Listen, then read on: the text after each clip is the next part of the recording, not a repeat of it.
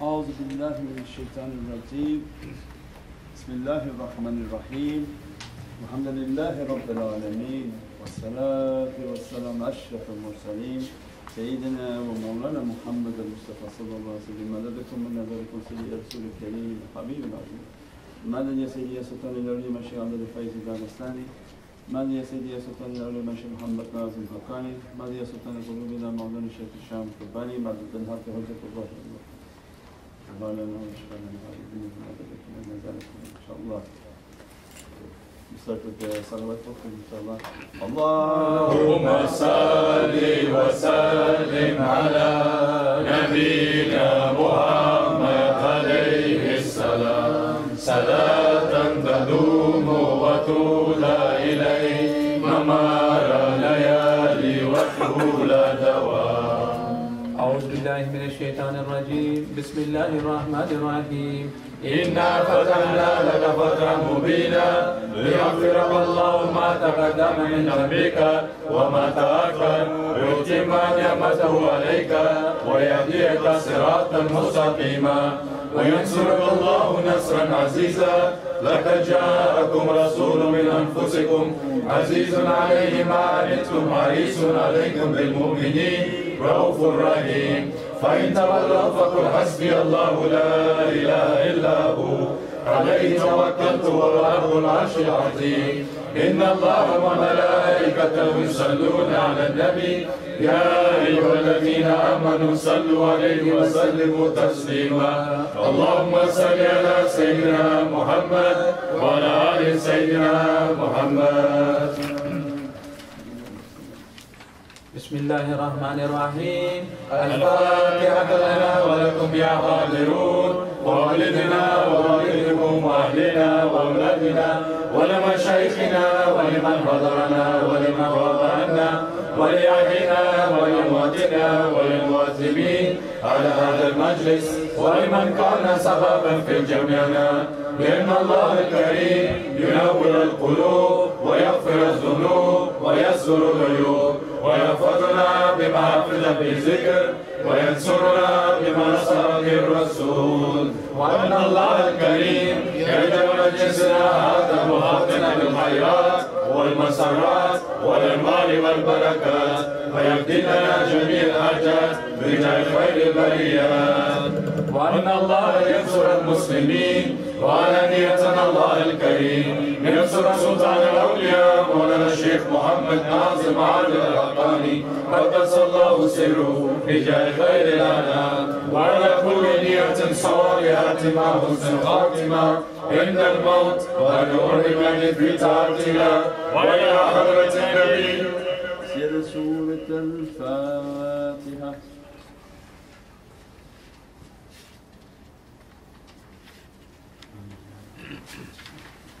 بسم الله الرحمن الرحيم أنت سلطاننا يا ربنا اغفر لنا وارحمنا واستب علينا وزد حبيبك سيد الأولين والآخرين سيدنا محمد صلى الله عليه وسلم. زده يا ربي عزا وشرفا ونورا وسرورا وسلطانا ورضوانا رغما في الشيطان ومن تبعه. عباد الله رجال الله أغيثونا بأهل الله وكونوا أولنا في الله صنعة بفضل الله. ويا أقصى ويا أنجى ويا سادة ويا أحباب وأنتم يا أولي الألباب تعالوا وانصروا لله.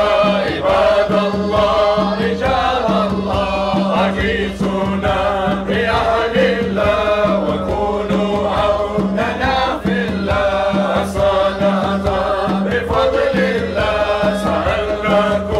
سألناكم ولزلفى أجورناكم وفي أمر كسبناكم فشدوا أمركم لله. عباد الله رجال الله أغيثونا بأهل الله وكونوا عوننا في الله وصنعنا بفضل الله. ويا ربي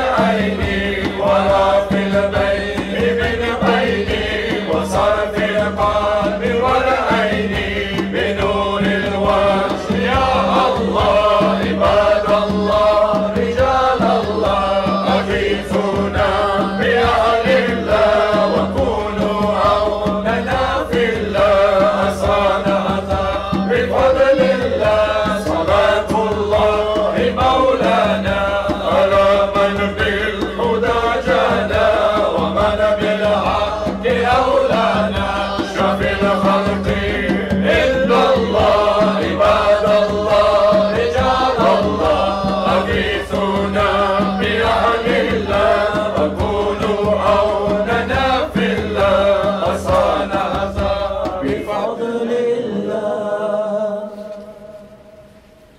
مدد مدد مدد يا سيدي مدد مدد مدد مدد مدد يا رسول الله مدد يا أبو بكر الصديق مدد يا عمر فاروق مدد يا عثمان غني مدد يا إمام علي مدد مدد مدد يا سيدي مدد مدد مدد مدد مدد يا رسول الله مدد يا فاطمة الزهراء مدد يا إمام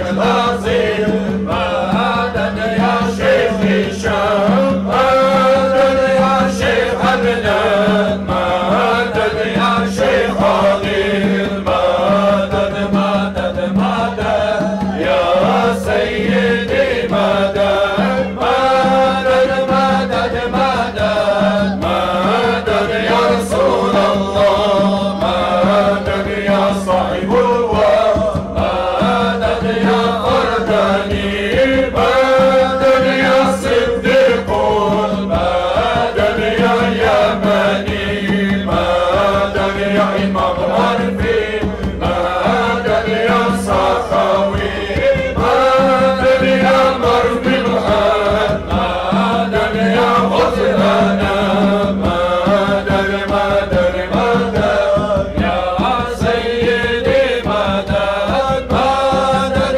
مدد مدد مدد يا رسول الله مدد يا إمام مهدي مدد يا خليفة الله مدد يا إمام مهدي مدد يا خليفة الله مدد مدد مدد يا سيدي مدد مدد مدد مدد مدد يا رسول الله. Allahumma salli wa sallim wa barik alayhi wa ala alihi. Inshallah, page 17, always a reminder for myself that these are not the easy associations to attend. They are not associations either through physicality or through spirituality to attend the association because of the light that it represents and the reality that it represents against shaitan. So the difficulty of its attendance makes you to never underestimate shaitan. The minute you underestimate your opponent in life, you've already lost. You know, when you show up naked to a fight, you're already dead.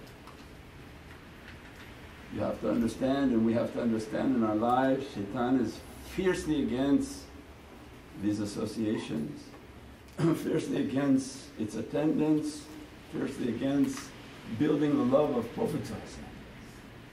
So no doubt, as soon as it comes zikr night, every controversy he wants to bring up, every issue he wants to bring up, every type of argument he wants to bring up. And the foolish one is the one who keeps engaging in that at that time. You keep falling into that same trap, oh, this is the time to get angry, this is the time to get into that argument, this is the time to fall into that dispute. No, use that Monday, Tuesday and Wednesday and Sunday, come up with all those issues. Not Thursday, Friday, Saturday. Then you know shaitan playing with you. We wait for exactly Thursday afternoon to come and boom, start bombarding the believer so that they're so disoriented into whatever the issue is in their life. Could be any issue related to work, school, home, anything. It's not going to change from Thursday to Saturday. Only thing going to change, he's going to knock you off your course. That's all he wants. You're like a pin in a bowling alley and he'll throw a ball and knock you off. You cannot experience the Thursday, you most likely will lose the Friday and the Saturday. And that's the description of the insanity. They keep telling you, you're doing the same thing over and over and thinking each time it's going to be something different. But the rijal, they are fierce in their understanding they don't let shaitan play with them. They know exactly what he's planning to do. Come Thursday, they've fortified their whole existence. They know he's coming, so they don't get involved in issues on those days. And they understand in their heart, whatever comes, let it to pass, let it to pass. Nothing going to be happening from this Thursday to Saturday. You can resolve it Monday, Tuesday, Wednesday. And my single most important is to get to the zikr, whether I'm coming here physically or whether I'm coming through the internet. That's the time when they look at the imtihan and they say, how come that person keeps failing that understanding? They're still in the category of insane. Insane in the membrane, got no brain. The Rijal, they wake up and they say, no, it's not going to happen.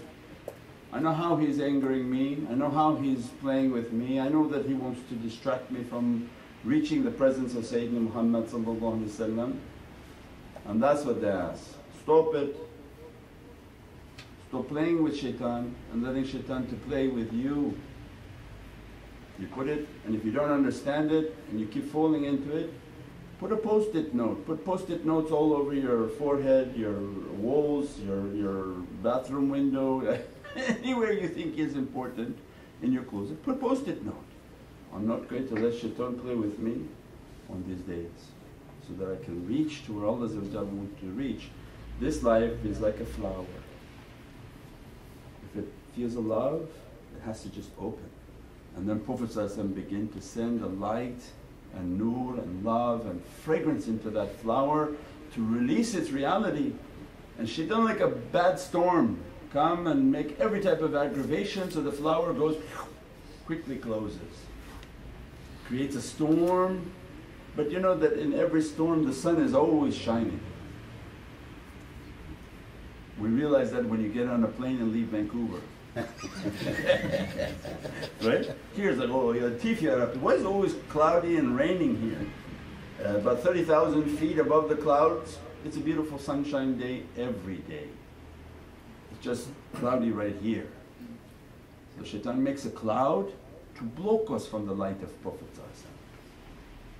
block us from the tanzila of the rahmah of Allah flowing through the lights and through the heart of Prophet to those who are coming and asking for that love from Allah. All he needs to do is provide a cloud, and as if there is no sun and there is no light coming, and that flower begins to close up. If we understood it and we really understood it, then we go out of our way to make sure that these days are so holy, that they're so sacred, that I'm not going to let anything come to affect it, and that my flower to open, my love for Prophet to open, and that to reach towards that reality and to be dressed by that reality, inshaAllah. Page 17.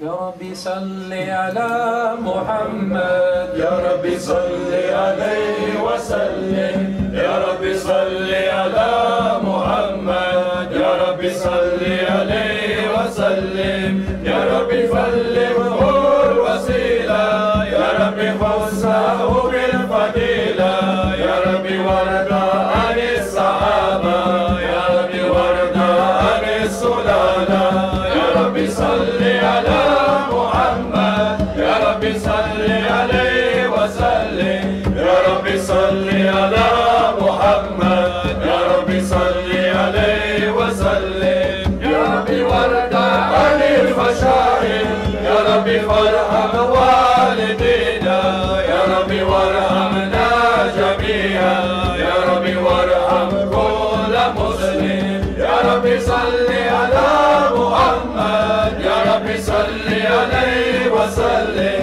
يا ربي صل على محمد يا ربي صل عليه وسلم يا ربي واغفر لكل مذنب يا ربي يا سامي دعانا يا ربي لا تقطع رجانا يا ربي بلغنا نزوره يا ربي صل على محمد يا ربي صل عليه وسلم يا ربي صل على محمد يا ربي صل عليه وسلم يا ربي ترشدنا بنورك يا ربي حفظانك وأمانك يا ربي واسقنا جنانك يا ربي أجرنا من عذابك يا ربي صل على محمد يا ربي صل عليه وسلم يا ربي صل على محمد يا ربي صل عليه وسلم يا ربي وارزقنا شهادة يا ربي وقنا بالسعادة يا ربي واسقي كل مسلم يا ربي واكفي كل مريض يا صل على محمد يا رب صل عليه وسلم يا رب صل على محمد يا رب صل عليه وسلم. اللهم صل وسلم وبارك عليه. Seems to go away the melody left. Gradually the melody please. Inshallah page 19. يا رسول الله سلام عليك يا رفيع الشان والدرج رفقا يا جيرة العلم يا ويل الجود والكرم نحن من قوم به سكنوا وبه من خوفهم امنوا وبآيات القرآن علوا فتجد فينا أخا الوهن. يا رسول الله سلام عليك يا رفيع الشام والدرج رفقا يا جيرة العلم يا ويل الجود والكرم نعرف البهاء وتعرفنا وصفا والبيت يالفنا ولنا المال وكيف منا ولمن هذا وكن ركني. يا رسول الله سلام عليك يا رفيع الشان والدرج رفقا يا جيرة العلم يا ويل الجود والكرم ولنا خير الأنام أبو وعلي المرتضى أسبو وإلى الصدقين ننتسب نسبا ما فيه من ضغن. يا رسول الله سلام عليك يا رفيع الشان والدرج رفقا يا جيرة العلم يا ويل الجود والكرم. أمنا من بعده خلفوا منه سادات بذا عرفوا وبهذا الوصف قد وصفوا من قديم الدهر والزمن. يا رسول الله سلام عليك يا رفيع الشان والدرج رفقا يا جيرة العلم يا ويل الجود والكرم. مثل زين العابدين عليه وبه الباقر خير ولي والإمام الصادق الأفضل وعلي الدين أولى اليقين. يا رسول الله سلام عليك يا رفيع الشان والدرج رفقا يا جيرة العلم يا ويل الجود والكرم. هم القوم الذين عدوا وبفضل الله قد صعدوا ولغير الله ما قصدوا وما القرآن في القرن. يا رسول الله سلام عليك يا رفيع الشان والدرج رفقا يا جيرة العلم يا ويل الجود والكرم. على بيت المصطفى توري ومبان الأرض ما تدري شبهوا بالأنجم زوري مثلما قد جاء في السنن. يا رسول الله سلام عليك يا رفيع الشان والدرج رفقا يا جيرة العلم يا ويل الجود والكرم. وصفيد للنجاة إذا خط من طوفان كل أذى فجفيها لا تكون كذا وقسم بالله والصين. يا رسول الله سلام عليك يا رفيع الشان والدرج رفقا يا جيرة العلم يا ويل الجود والكرم. ربي فارفعنا ببركتهم ولنا الحسنى بحرمتهم وأمتنا في طريقتهم ومآفات من الفتن. يا رسول الله سلام عليك يا رفيع الشان والدرج رفقا يا جيرة العلم يا ويل الجود والكرم. اللهم صل وسلم وبارك. Page 22. Aji Shamas, you lay the melody first.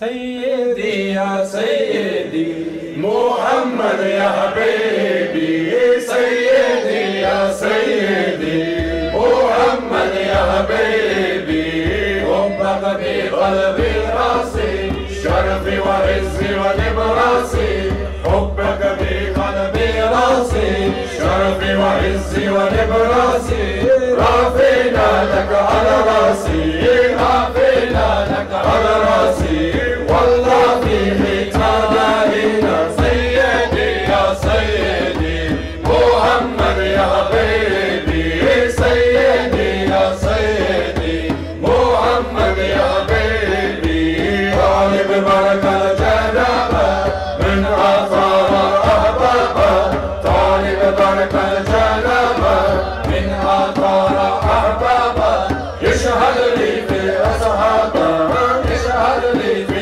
أصحابه تمسوا بركة نبينا سيدي يا سيدي محمد يا حبيبي سيدي يا سيدي محمد يا حبيبي وبأجرك يا أبا الزهراء فقهاء سادة بارا وبأجرك يا أبا الزهراء فقهاء سادة بارا حنكهم طه بتمرا حنكهم طه بتمرا هم خير العارفين سيدي يا سيدي محمد يا حبيبي سيدي يا سيدي محمد يا حبيبي يشرب طه بالقربى وصحابي من حبه يشرب طه بالقربى وصحابي من حبه تقطع من موضع شربه تقطع من موضع شربه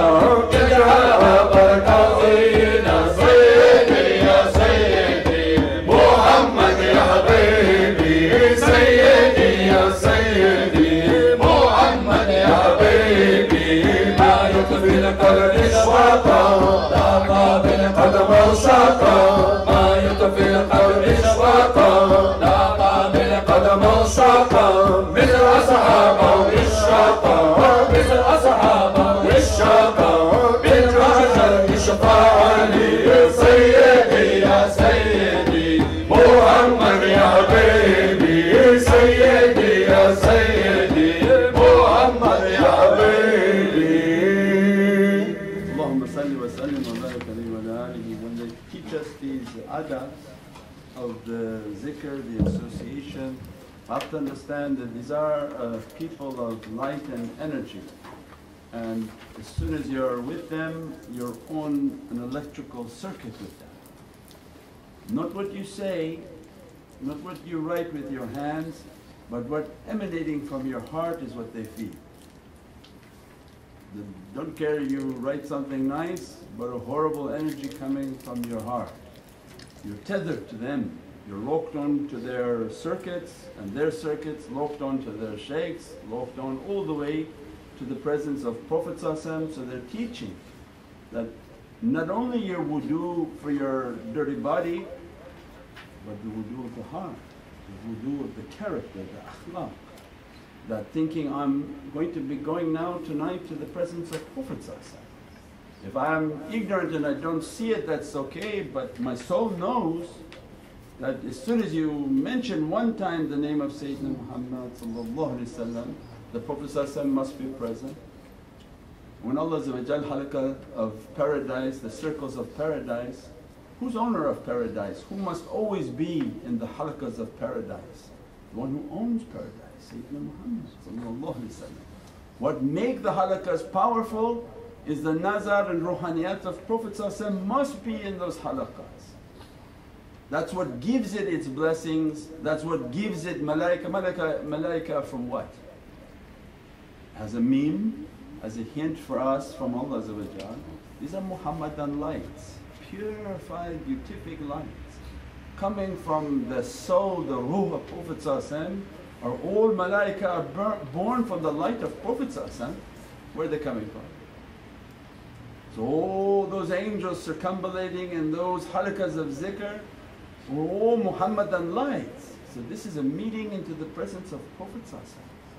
That energy and that frequency, they feel it and it hits them, and as a result that adab and that character has to be washed. That's why they teach, no, don't only wash your body, take a shower before the zikr, wash your mind, wash your thought process.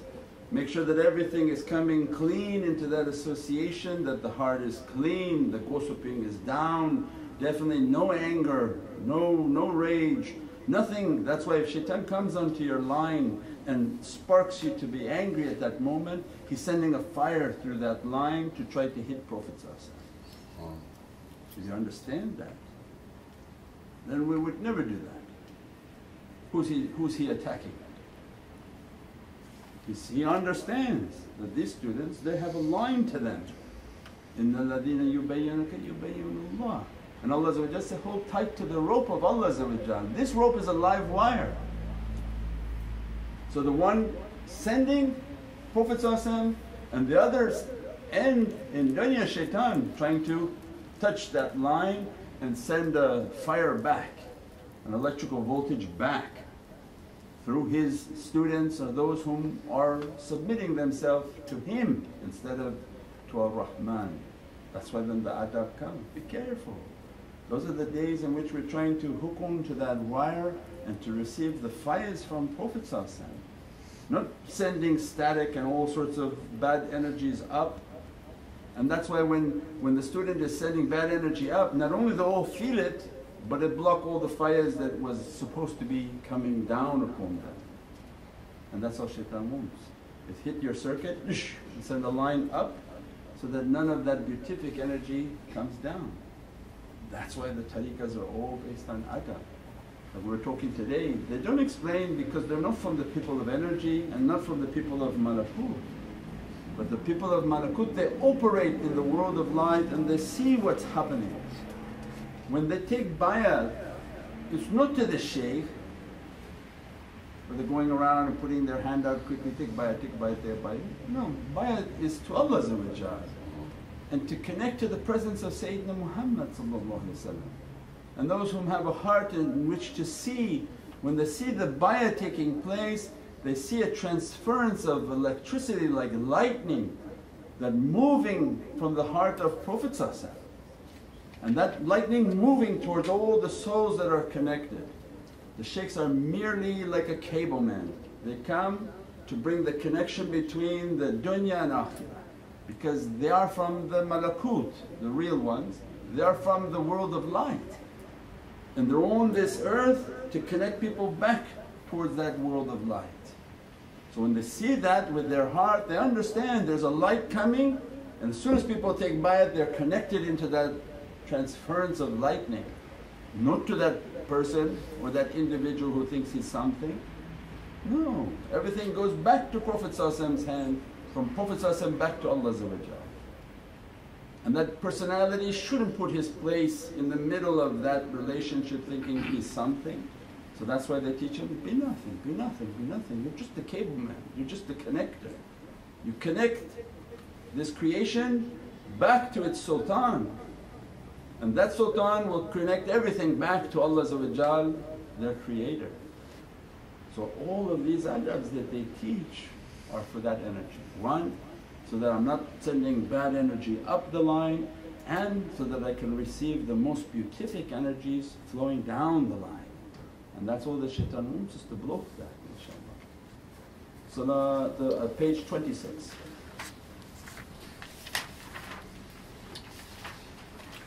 صلاة الله ما لهتك واكي على أحمد خير من ركب النجاة.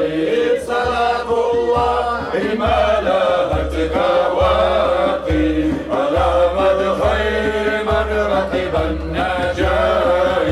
على هذه الصلاة باسم الآباء فهذا الصبر عطاء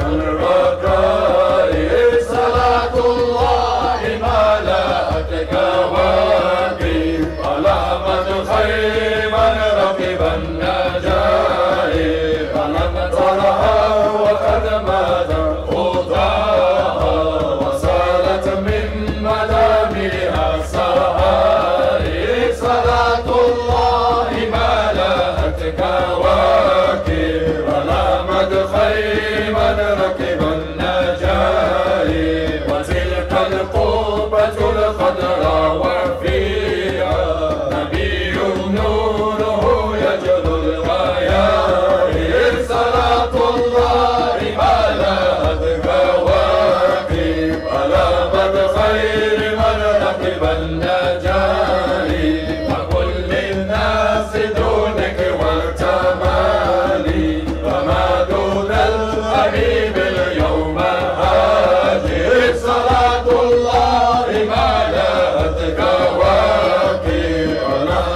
خير من ركب النجاة نبي الله خير الخلق جميعا له على المناسب والمراتب صلاة الله ما لاءت كواكب على أحمد خير من ركب النجاة ولو أنا عملنا كل يوم بأحمد مولد قد كان واجب صلاة الله ما لاءت كواكب على أحمد خير من ركب النجاة عليه من المهيمن كل وقت صلاة ما بدا نور الكواكب صلاة الله ما لاءت كواكب على أحمد خير من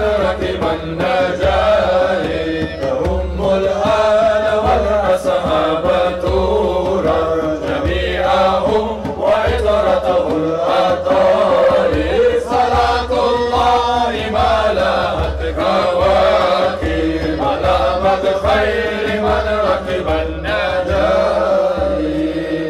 اللهم صل وسلم وبارك عليه وعلى آله.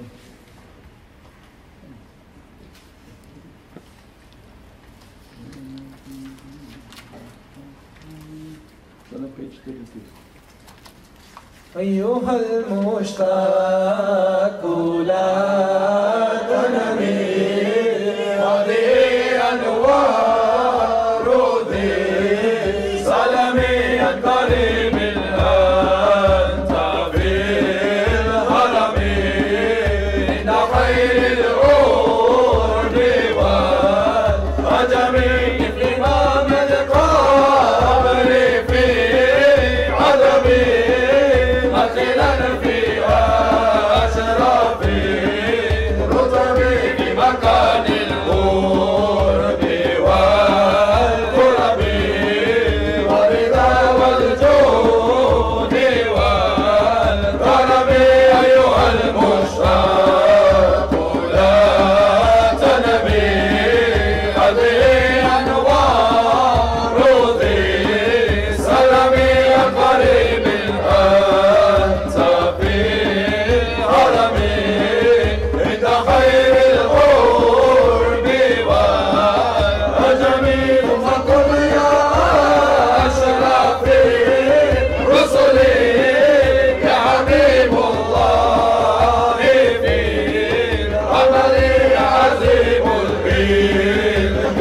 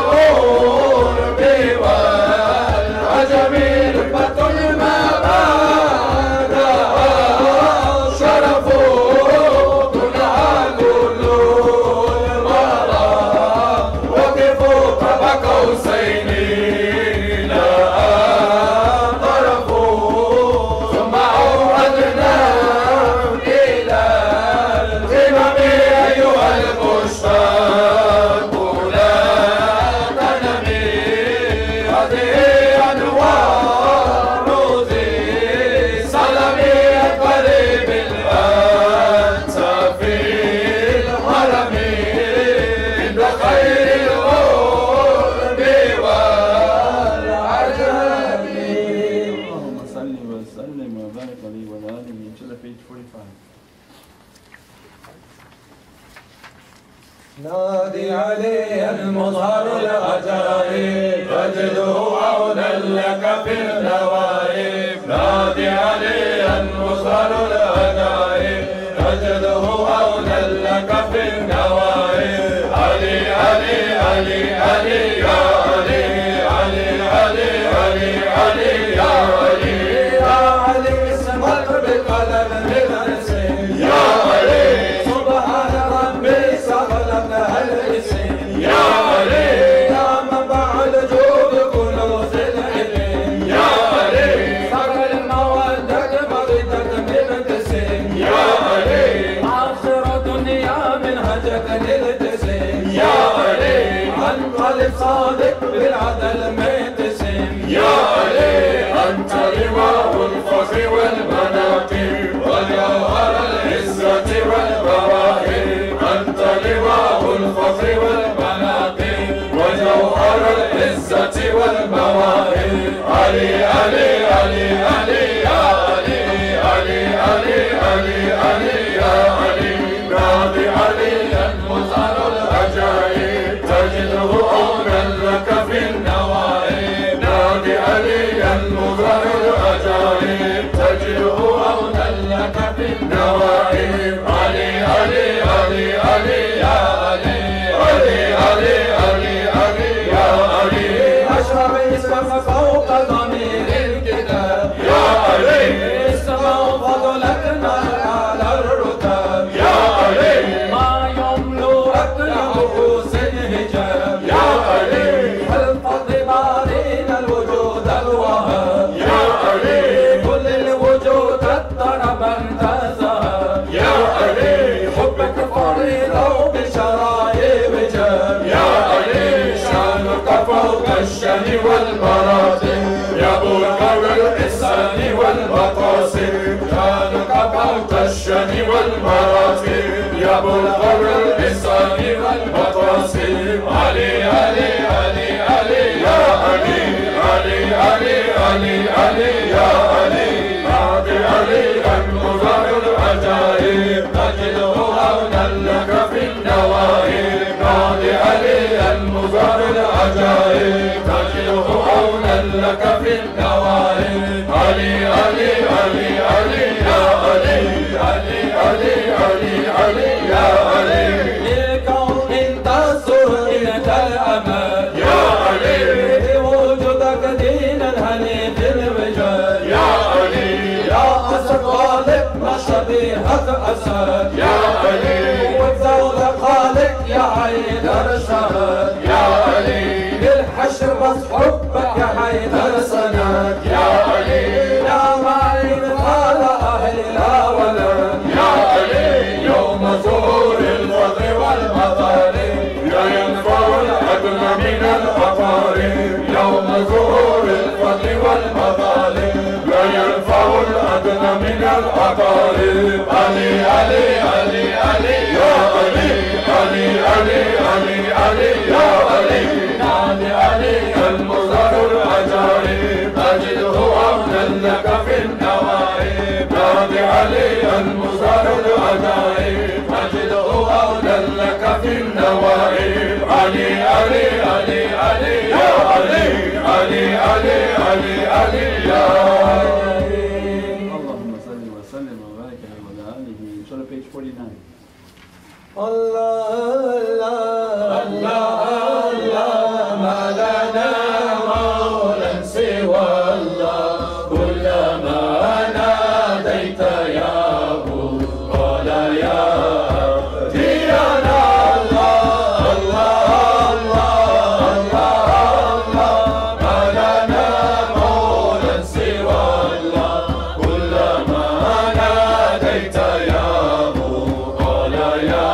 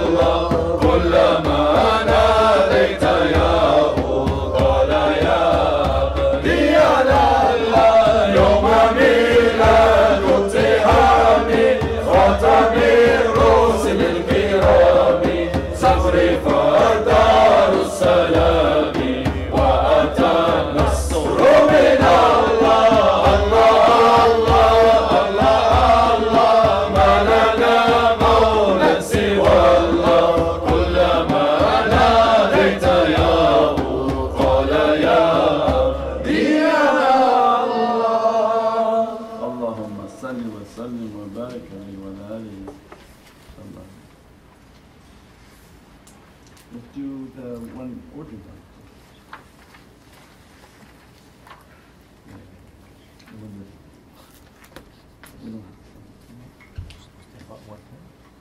Mustafa 110. 110. Inshallah, page 110.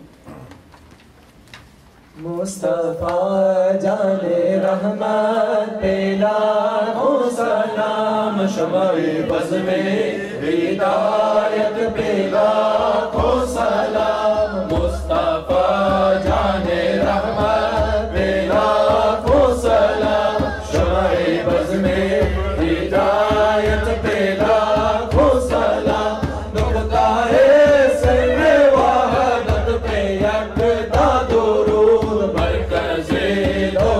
कसरत पे लाखों सलाम असले हर बूंदो में बूंदो तुम में वजूद पासे में कंज़े नेमत पे लाखों सलाम मुस्तफा जाने रहमत पे लाखों सलाम शमाए बज़ में हिदायत पे लाखों सलाम शर के अनवारे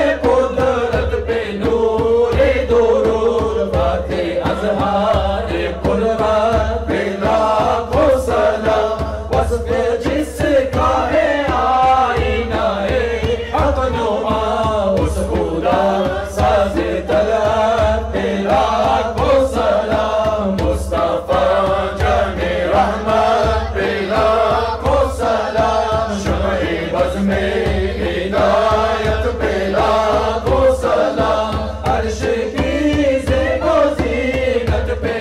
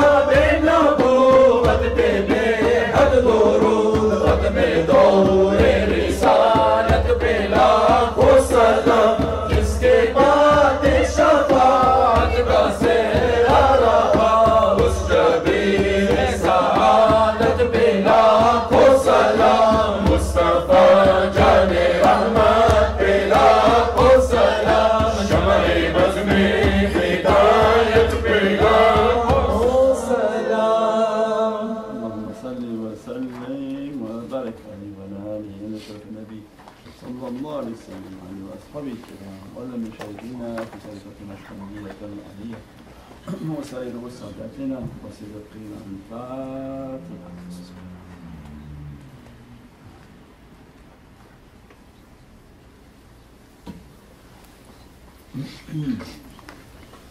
Inshallah, a reminder for myself. This way is based on meditation, muraqabah, all these different words for the same concept.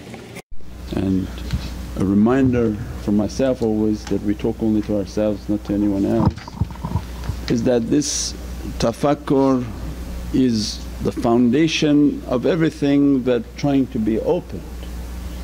And from Prophet's holy lips, who knows himself will know him, who knows himself, his nafs will know his Lord. And from each letter of Prophet are oceans of reality, and awliyaullah are lost in those oceans of reality.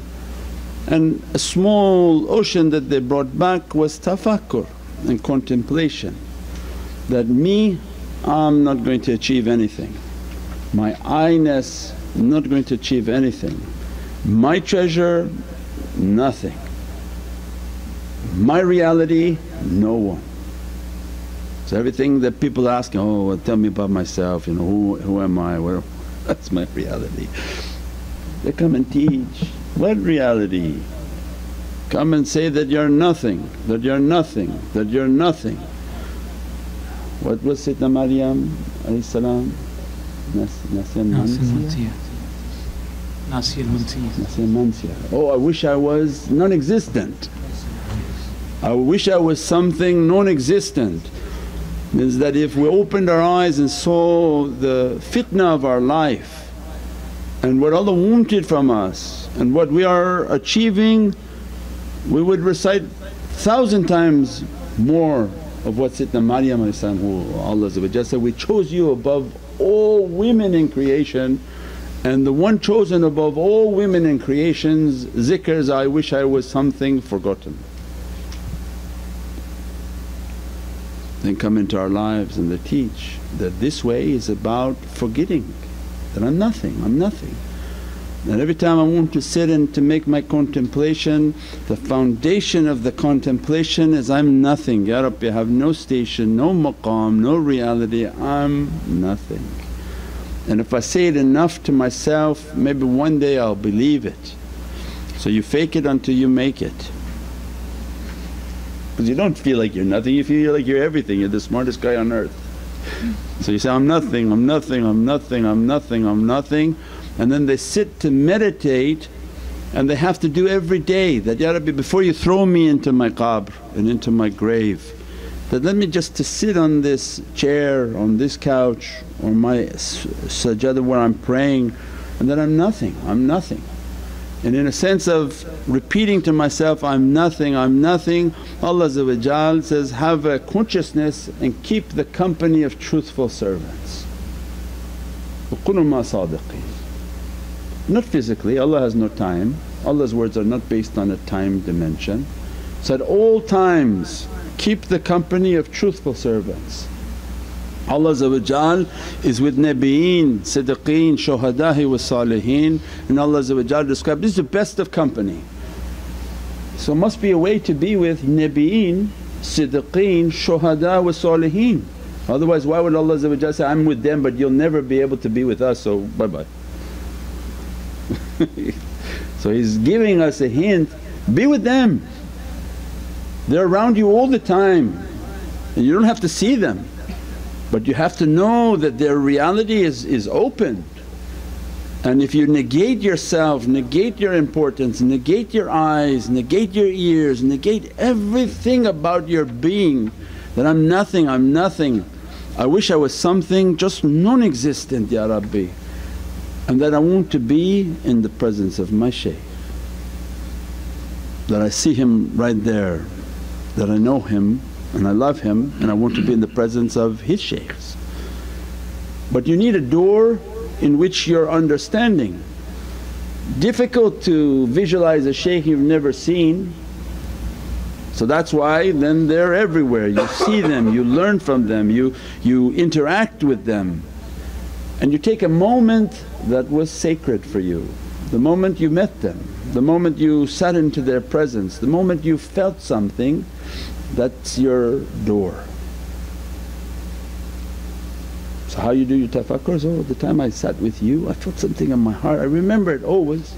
Because these people of haqqaiq, their reality never goes, never vanishes. False people, you meet them, next day you can't remember them because their nature is perishing, and Allah says the false is always perishing.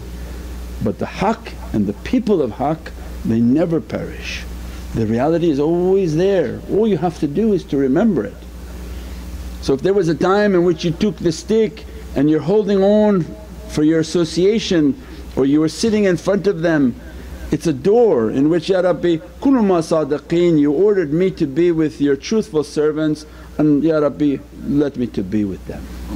Let me in my heart, in the eye of my heart, to see them and know that they're in front of me, and I want to be with them. I don't want to be with myself. I negated myself, I'm nothing. Let me to see myself always with them. And if you're learning from that shaykh and understanding from that shaykh, it should be very simple. You feel that presence is right there and you keep telling yourself, I'm nothing, Sayyidi, I'm nothing. Let me to be nothing, let me to be honest and my love to be true. Many people come for many different reasons and they know all the characters, they know all the people who are running a hustle, they know all the people who are running whatever they're trying to run. If they don't say anything doesn't mean that they don't know, they just have the highest level of adab in which is not to be talked about. There are people coming for money, there are people coming to sell something, there are people coming for women, there are people coming for everything. You have to be honest with yourself, it's your own grave, there's nobody to fool, Allah's not to be fooled. Allah knows what's going on. When I'm honest with myself and I'm sitting in my grave and making my contemplation, Ya Rabbi, I'm nothing, and this love becomes honest love in which I truly believe I'm nothing and my day of reckoning is coming.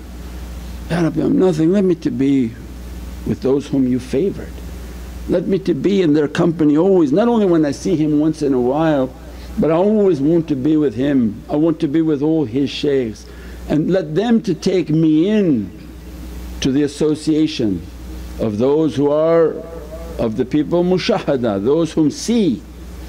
Because Allah said what? The saliheen, keep the company of saliheen. Not only physically but when you sit at night say, Rabbi, let me, I'm obeying your order from Qur'an that whom you are with Nabiyeen, Siddiqeen, Shuhada'i wa Saliheen. Ya Rabbi, Samina wa ata'na, I want to be with Saliheen all the time. And so I'm sitting and saying, Ya Rabbi, who are Saliheen I know? Oh, maybe my shaykh, maybe he's Saliheen, yeah. If he's not Saliheen you shouldn't be your shaykh, you should be running somewhere else. So let me see, okay, I'm with them, Ya Rabbi, let me be with them. Oh, I'm nothing, let me be with them. And maybe he's found shuhada, that his heart is open and he sees what people don't see. Because all fires and lights and knowledges and realities are flowing through the heart, not from jahal and not from blind people.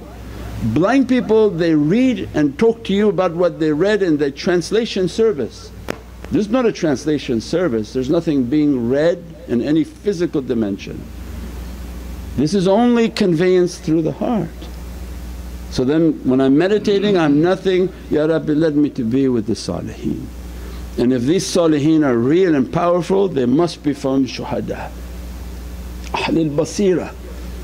And then when I sit every night, I'm there, I'm with him, he loves me, I love him.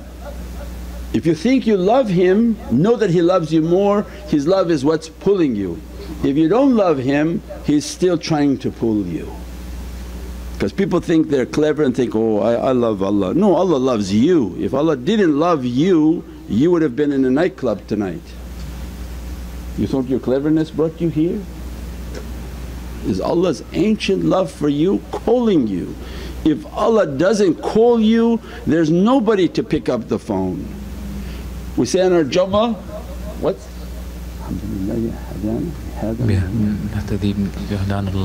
Every praise and every guidance is from Allah. Nobody can guide unless Allah guides.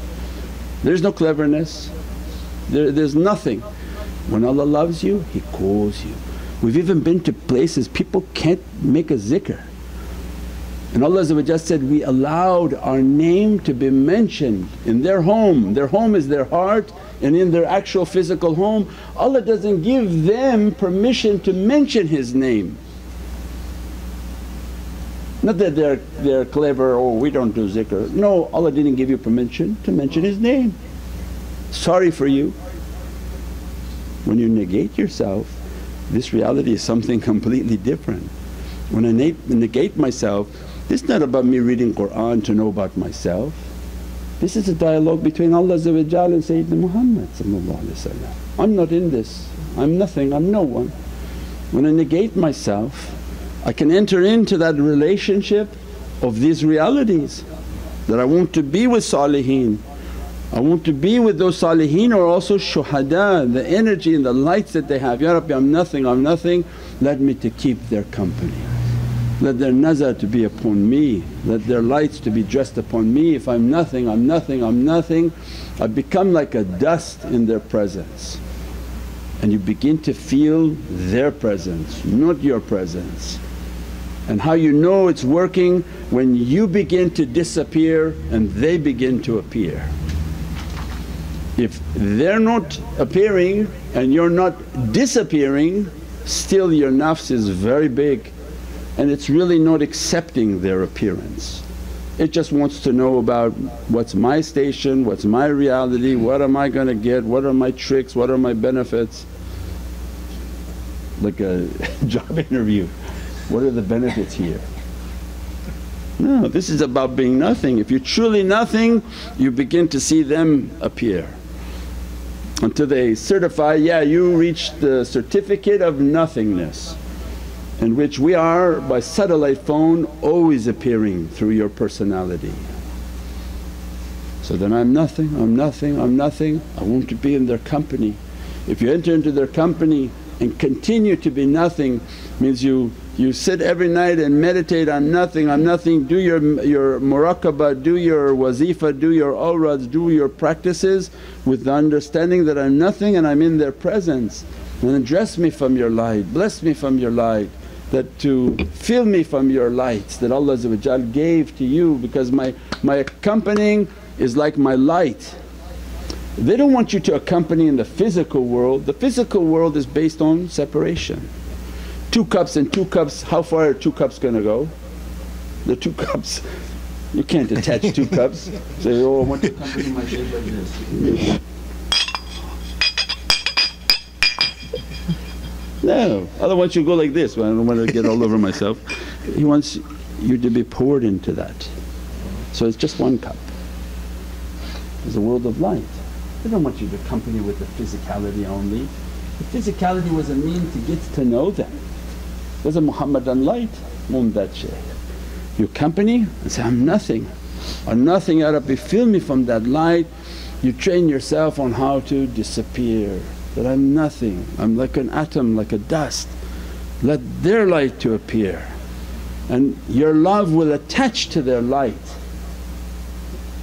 Once it attaches, why they call them mazloom is that once that bond of light connects, can you separate the H from the other H of the H2O?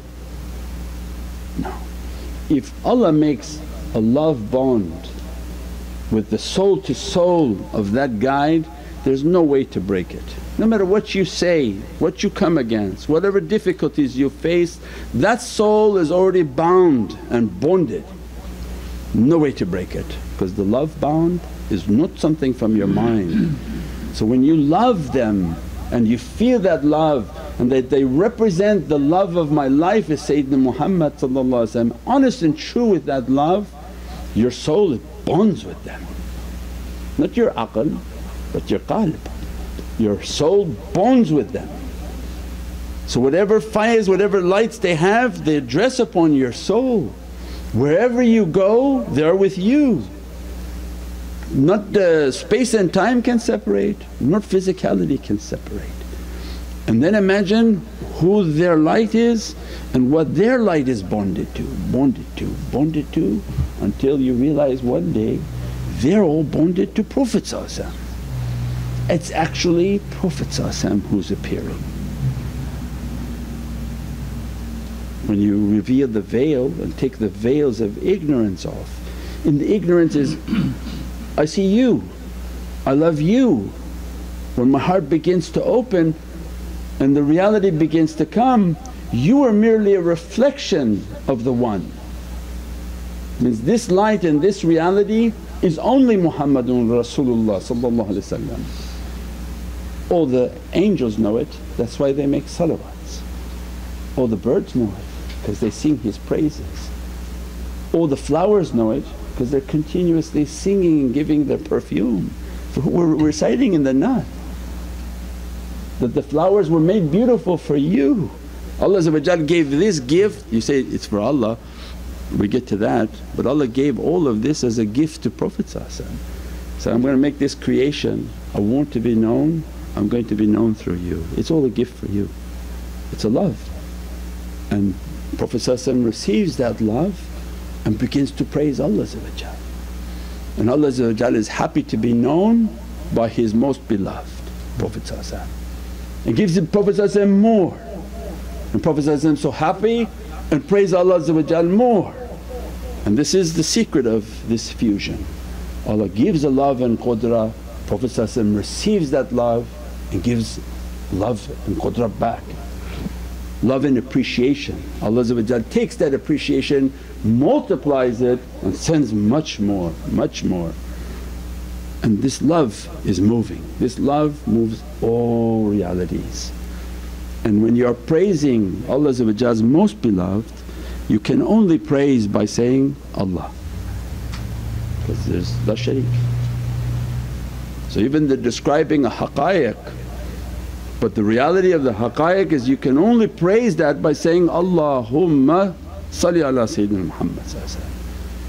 So always the zikr of Allah is supreme, it's always Allah is number one. But I mean this is an immense love. When Allah when the servant is finding out that, oh, this reality of these lights, then they understood when they bonded in this world of form, in this world of cause and effect, when they bonded with those whom they loved, those whom they felt represented Prophet, those whom their hearts were connected to. 124,000 are moving on the earth, not one, not one. When people go and lie and they try to cheat and steal and manipulate the system, they say, no, not this one, not that one, only this one. That's a lie. 124,000 reflections of Prophet on this earth now. And be honest and true in your love.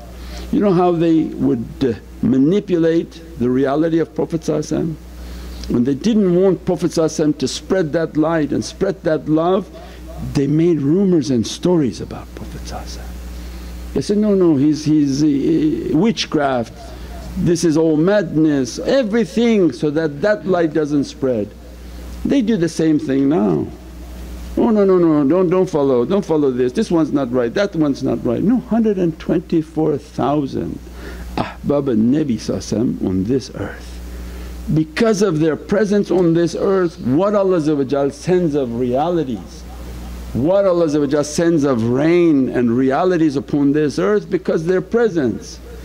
Once you find how much Allah loves Prophet, then you understand how much Allah bestowed to those whom love Prophet.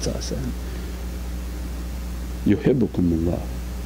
Allah قُلْ إِن كُنْتُمْ تُحِبُّونَ اللَّهَ فَاتَّبِعُونِي يُحِبُّكُمُ اللَّهِ. Allah going to grant His love to those people of tafakkur, and Ghafoor Rahim, and forgive all their sins in the past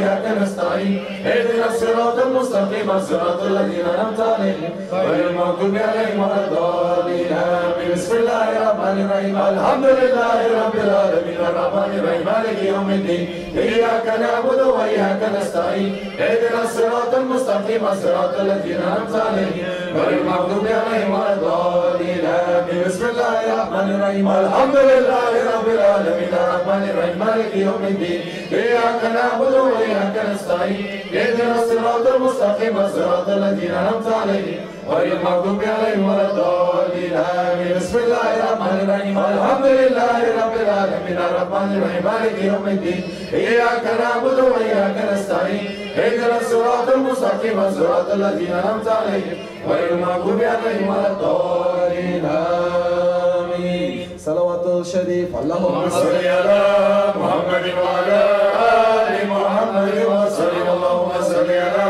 محمد وعلى آل محمد وسلم اللهم صل على محمد وعلى آل محمد وسلم اللهم صل على محمد وعلى آل محمد وسلم اللهم صل على محمد وعلى آل محمد وسلم اللهم صل على محمد وعلى آل محمد وسلم اللهم صل على محمد وعلى آل محمد وسلم اللهم صل على محمد وعلى آل محمد وسلم اللهم صل على محمد وعلى آل محمد وسلم اللهم صل على محمد وعلى آل محمد وسلم انشراح شريف بسم الله الرحمن الرحيم ألم نشرح لك صدرك ووضعنا عنك وزرك الذي أنقض ظهرك ورفعنا لك ذكرك فإن مع العسر يسرا إن مع العسر يسرا فإذا فرغت فانصب وإلى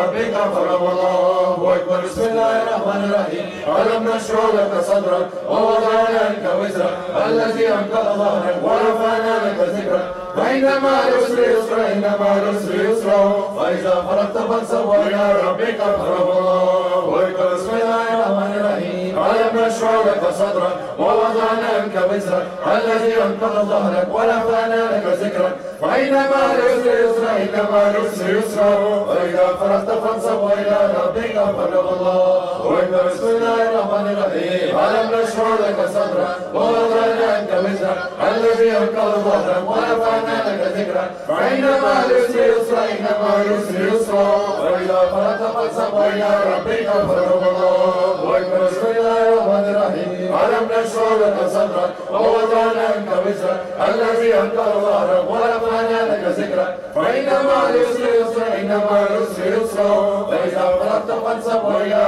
ربك فارغب الله أكبر بسم الله الرحمن الرحيم ألم نشرح لك صدرك ووضعنا عنك وزرك الذي أنقض ظهرك ورفعنا لك ذكرك فإن مع العسر يسرا إن مع العسر يسرا فإذا فرغت فانصب وإلى ربك فارغب الله أكبر بسم الله الرحمن الرحيم ألم نشرح لك صدرك ووضعنا عنك وزرك الذي أنقض ظهرك ورفعنا لك ذكرك فإن مع العسر يسرا إن مع العسر يسرا فإذا فرغت فانصب وإلى ربك فارغب الله أكبر إخلاص الشريف بسم الله الرحمن الرحيم قل هو الله أحد الله الصمد لم يلد ولم يولد ولم يكن له كفوا أحد الله أكبر بسم الله الرحمن الرحيم قل هو الله أحد الله الصمد لم يلد ولم يولد ولم يكن له كفوا أحد الله أكبر بسم الله الرحمن الرحيم قل هو الله أحد الله الصمد لم يلد ولم يولد ولم يكن له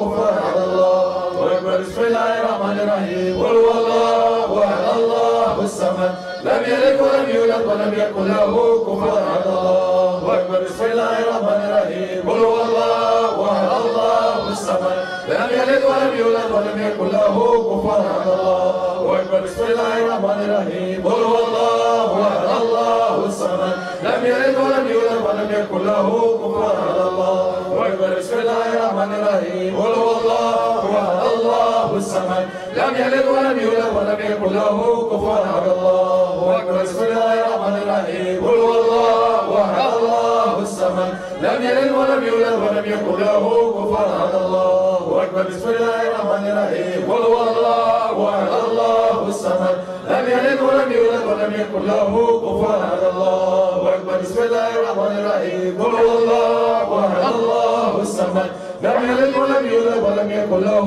كفوا أحد الله أكبر بسم الله الرحمن الرحيم قل هو الله أحد الله الصمد لم يلد ولم يولد ولم يكن له كفوا أحد الله أكبر فاتحة الشريف بسم الله الرحمن الرحيم الحمد لله رب العالمين الرحمن الرحيم مالك يوم الدين إياك نعبد وإياك نستعين اهدنا الصراط المستقيم صراط الذين أنعمت عليهم غير المغضوب عليهم ولا الضالين آمين بسم الله الرحمن الرحيم الحمد لله رب العالمين الرحمن الرحيم مالك يوم الدين إياك نعبد وإياك نستعين اهدنا الصراط المستقيم صراط الذين أنعمت عليهم غير المغضوب عليهم ولا الضالين آمين بسم الله الرحمن الرحيم الحمد لله رب العالمين الرحمن الرحيم مالك يوم الدين إياك نعبد وإياك نستعين اهدنا الصراط المستقيم صراط الذين أنعمت عليهم غير المغضوب عليهم ولا الضالين آمين بسم الله الرحمن الرحيم الحمد لله رب العالمين الرحمن الرحيم مالك يوم الدين إياك نعبد وإياك نستعين اهدنا الصراط المستقيم صراط الذين أنعمت عليهم غير المغضوب عليهم ولا الضالين آمين بسم الله الرحمن الرحيم الحمد لله رب العالمين الرحمن الرحيم مالك يوم الدين إياك نعبد وإياك نستعين اهدنا الصراط المستقيم صراط الذين أنعمت عليهم غير المغضوب عليهم ولا الضالين آمين بسم الله الرحمن الرحيم الحمد لله رب العالمين الرحمن الرحيم مالك يوم الدين إياك نعبد وإياك نستعين اهدنا الصراط المستقيم صراط الذين أنعمت عليهم غير المغضوب عليهم ولا الضالين آمين بسم الله الرحمن الرحيم الحمد لله رب العالمين الرحمن الرحيم مالك يوم الدين إياك نعبد وإياك نستعين اهدنا الصراط المستقيم صراط الذين أنعمت عليهم غير المغضوب عليهم ولا الضالين آمين صلوات الشريف اللهم صل على محمد وعلى آل محمد وسلم اللهم صل على محمد وعلى آل محمد وسلم اللهم صل على محمد وعلى آل محمد وسلم اللهم صل على محمد وعلى آل محمد وسلم اللهم صل على محمد وعلى آل محمد وسلم اللهم صل على محمد وعلى آل محمد وسلم اللهم صل على محمد وعلى آل محمد وسلم اللهم صل على محمد وعلى آل محمد وسلم اللهم صل على محمد وعلى آل محمد وسلم اللهم صل على محمد وعلى آل محمد وسلم صل يا ربي وسلم جميع أنبيائه والمرسلين وكل أجمعين والحمد لله رب العالمين من أشرف النبي صلى الله عليه وسلم وعلى أصحابه الكرام وعلى مشايخنا في طريقة النقشبندية العالية خاصة شان نقشبند محمد رئيس البخاري وتناول شيخ فايز باكستاني وشيخ محمد ناظم علي إمام شيخ الشام كوباني شيخ أدم كوباني شيخ محمد عادل معبد خالق البلتواني صاحب زمان سيدنا محمد المهدي عليه السلام روح الله سيدنا موسى عليه السلام سيف الله سيدنا السلام ثم سيدنا بكر الصديق سيدنا أمنا سيدنا أختنا الإمام حسن بن حسين سيدنا فاطمة عليه السلام وسيد ساداتنا الصديقين الفاتحة.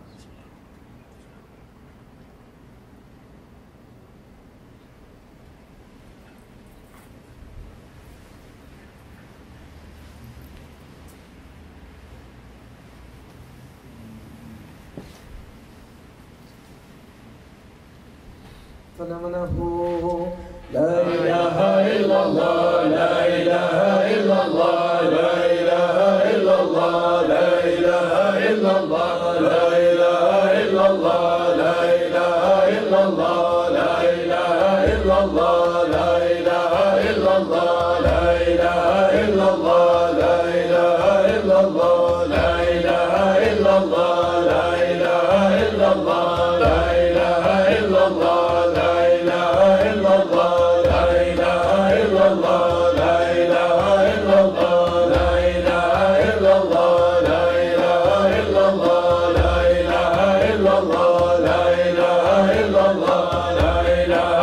Allah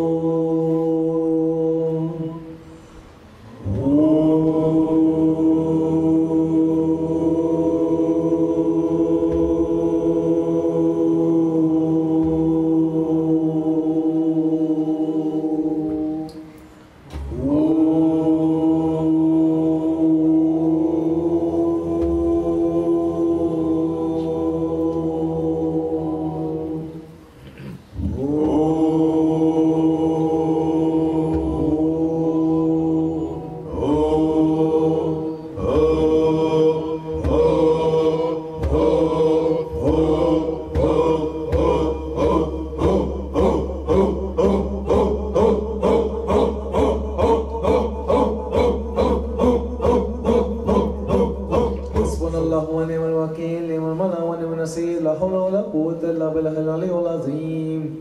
حق حق حق حق حق حق حق حق حق حق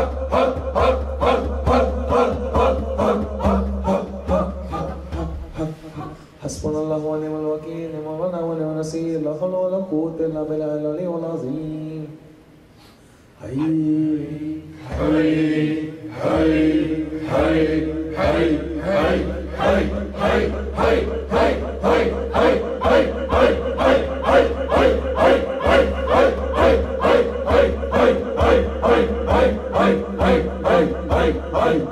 حي حي حسبنا الله ونعم الوكيل نعم المولى ونعم النصير لا حول ولا قوة إلا بالله العلي العظيم. الله الله أكبر الله الله أكبر الله الله أكبر الله الله أكبر الله الله أكبر الله الله أكبر الله الله أكبر الله الله أكبر الله الله أكبر الله الله أكبر الله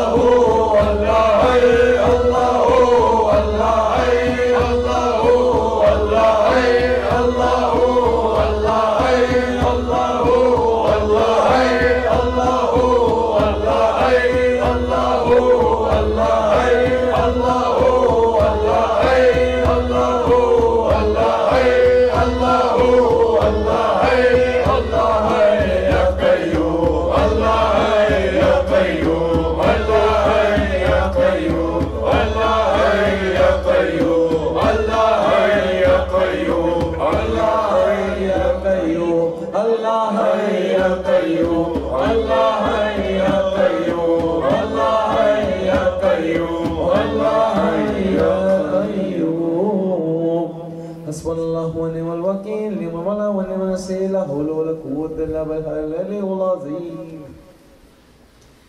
يا هو يا هو يا دايم يا هو يا هو يا دايم يا هو يا هو يا دايم الله يا هو يا دايم الله يا هو يا دايم يا دايم يا دايم يا دايم يا الله يا حليم يا حليم يا حليم يا الله يا حافظ يا حافظ يا حافظ يا الله يا لطيف يا لطيف يا لطيف يا الله يا غفار يا غفار يا غفار يا الله يا ستار يا ستار يا ستار يا الله يا فتار يا فتار يا فتار يا الله يا مجير يا مجير يا مجير يا الله يا معز يا معز يا معز يا الله يا معين يا معين يا معين يا الله يا ودود يا ودود يا ودود يا الله يا رحمن يا رحمن يا رحمن يا الله يا رحيم يا رحيم يا رحيم يا الله يا حنان يا حنان يا حنان يا الله يا منان يا منان يا منان يا الله يا ديان يا ديان يا ديان يا الله يا سبحان يا سبحان يا سبحان يا الله يا سلطان يا سلطان يا سلطان يا الله يا أمان يا أمان يا أمان يا الله يا الله يا الله يا الله يا الله أنت الله أنت الله أنت الله يا الله هو الله هو الله هو الله يا الله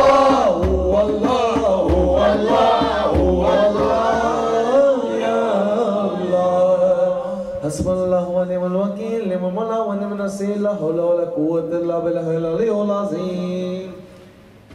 بسم الله الرحمن الرحيم. بسم الله الرحمن الرحيم. بسم الله الرحمن الرحيم. بسم الله الرحمن الرحيم. بسم الله الرحمن الرحيم. بسم الله الرحمن الرحيم. بسم الله الرحمن الرحيم. بسم الله الرحمن الرحيم. بسم الله الرحمن الرحيم. بسم الله الرحمن الرحيم. بسم الله الرحمن الرحيم. بسم الله الرحمن الرحيم. بسم الله الرحمن الرحيم. بسم الله الرحمن الرحيم. يا أحد يا صمد صل على محمد. يا أحد يا صمد صل على محمد. يا أحد يا صمد صل على محمد. يا سيد يا صاحب يا صديق يا رسول يا الله. يا سيد يا صاحب يا صديق يا رسول يا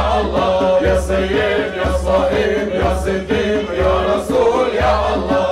يا سيد يا صاحب يا صديق يا رسول يا الله. يا سيد يا صاحب يا صديق يا رسول يا الله. حسبنا الله ربنا الله. حسبنا الله ربنا الله.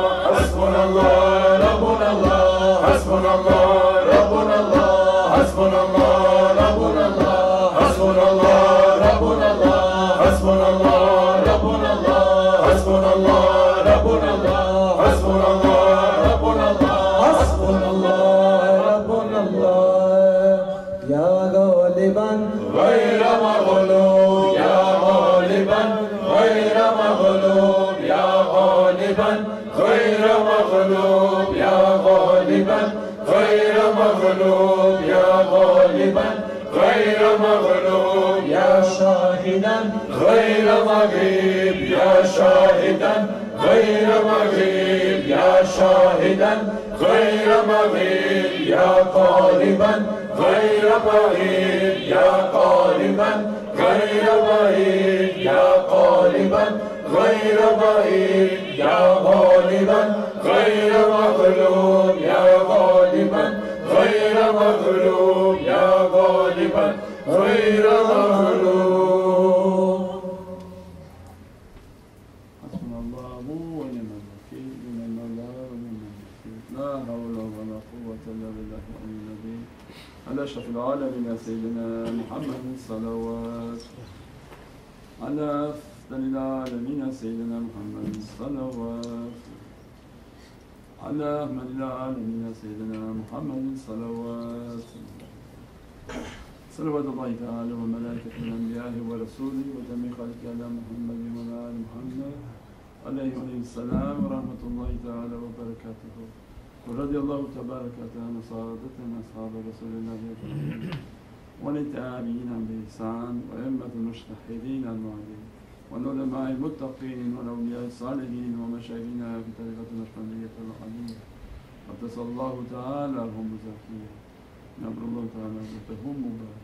نبر الله تعالى من بركاته وفيضاته دائما. والحمد لله رب العالمين. الفاتحة.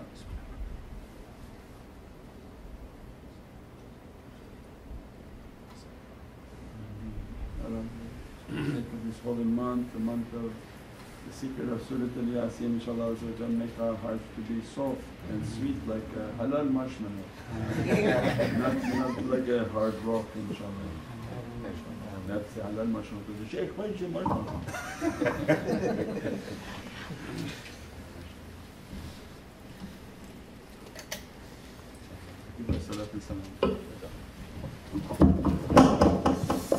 Hello.